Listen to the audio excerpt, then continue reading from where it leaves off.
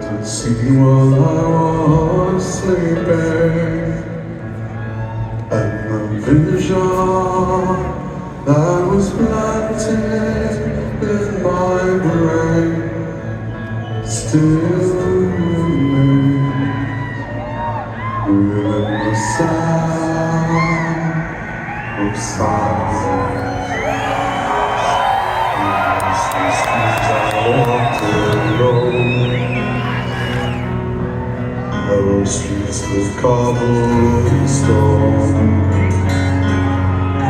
filling lonely spirit. I turned my collar to cold and black, when my eyes were stared by the flash of the neon light. It split the night and touched the sound of silence. And naked light I saw 10,000 people, maybe more.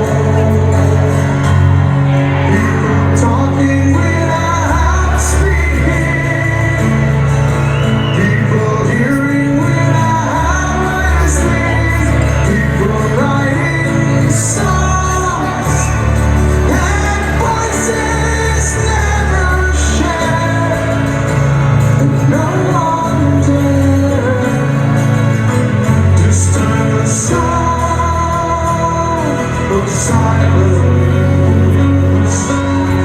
Oh, say I